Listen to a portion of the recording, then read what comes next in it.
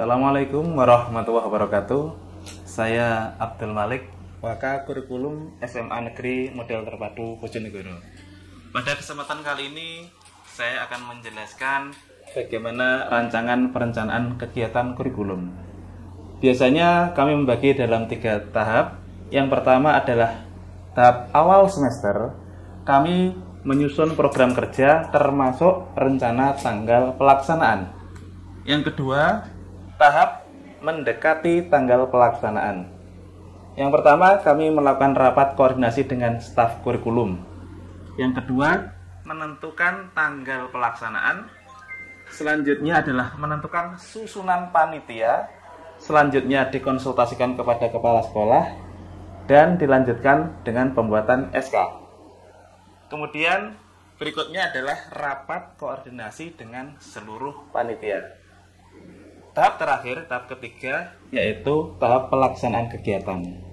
Demikian paparan tentang perancangan atau perencanaan kegiatan kurikulum. Assalamualaikum warahmatullahi wabarakatuh. Assalamualaikum warahmatullahi wabarakatuh. Waalaikumsalam warahmatullahi wabarakatuh. Bapak Ibu, dalam kesempatan hari ini kita akan berdiskusi tentang kurikulum KSP, kurikulum Merdeka. Untuk itu mohon Pak Wajar atau Bu Desi untuk menjelaskan untuk tahapan siswa atau kurikulum di kelas 11 dan 12. Silakan. Melanjutkan fase E, kemudian kelas 11. Dari kelas kurikulumnya ini sudah naik ke fase F. Fase E tentunya sekolah kita menerapkan pendekatan tiap mapel mata pelajaran yang terpisah. Jadi ada mapel umum reguler, kemudian mapel yang kedua itu ada IPA IPS tapi kan terpisah antara biologi, kimia berdiri sendiri, fisika berdiri sendiri. Kemudian di IPS-nya juga ada 4, mulai dari geografi, kemudian sejarah, ekonomi, dan sosiologi juga berdiri sendiri. Kemudian plus ada 1 tambahan, yaitu untuk muloknya adalah bahasa Jawa. Kemudian kelas 11 tentunya adalah naik level ke level fase F. Nah, di sini ada sedikit yang harus kita bahas, yaitu bagaimana menentukan mapel peminatannya untuk kelas 11. Jadi kelas 10 nanti kriteria yang sudah disusun oleh tim BK dan kurikulum tentunya harus kita laksanakan, mulai dari nilai rata-rata anak-anak, kemudian minat, hasil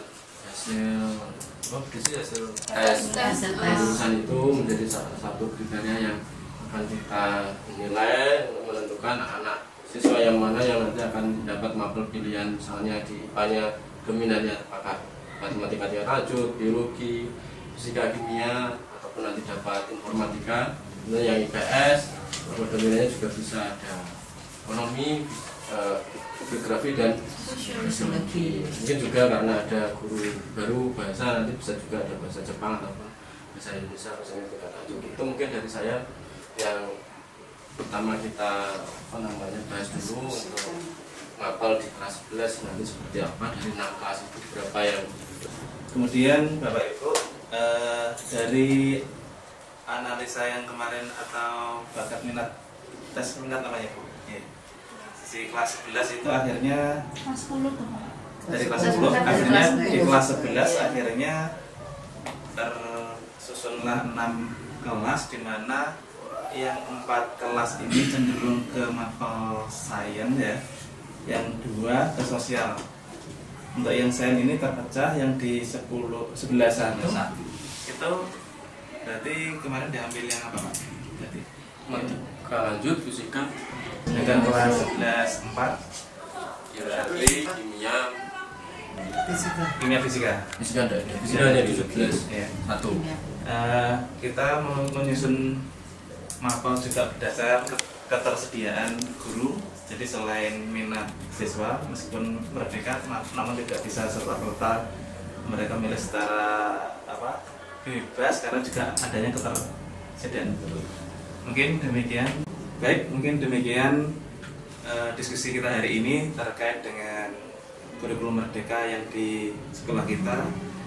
Terima kasih atas kehadiran. Mudah-mudahan apa yang kita bahas hari ini dapat membawa manfaat.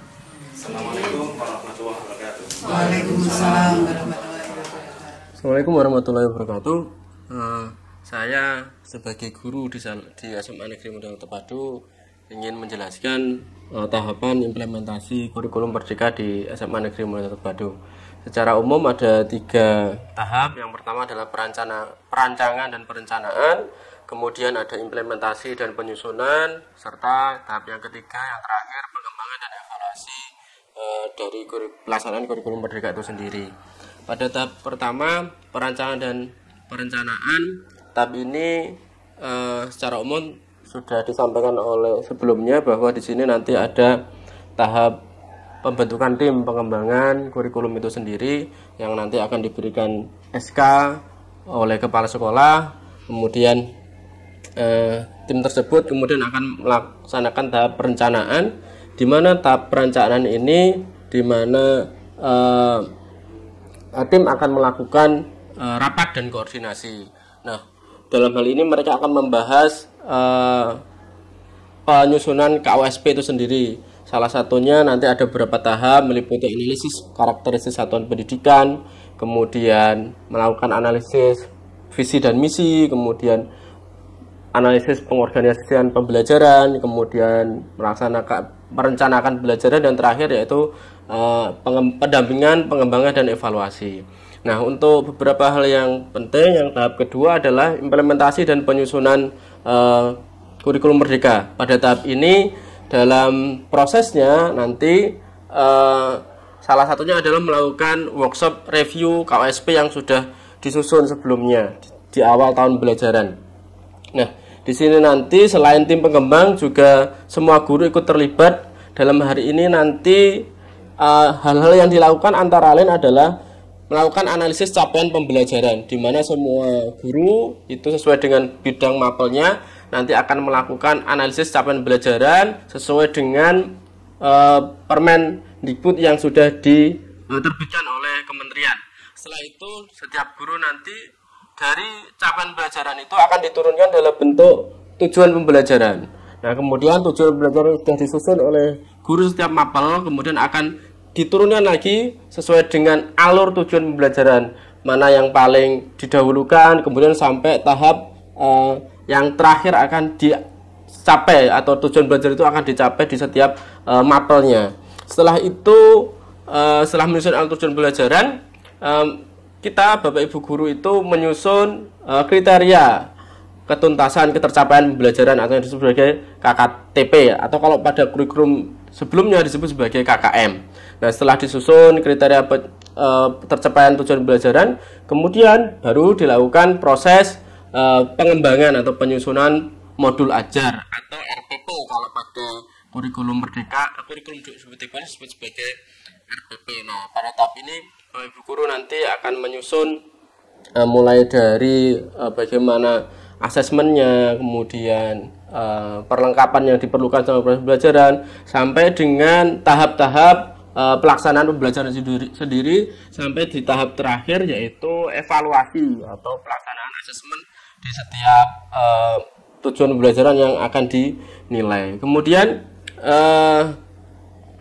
asesmen sendiri nanti terdiri dari 2, ada asesmen formatif yang di sana termasuk juga adalah asesmen diagnostis yang dilakukan pada setiap awal pembelajaran biasanya atau di awal semester. Kemudian berikutnya setiap akhir tujuan pembelajaran tentunya juga dilakukan asesmen sumatif oleh setiap guru mapel.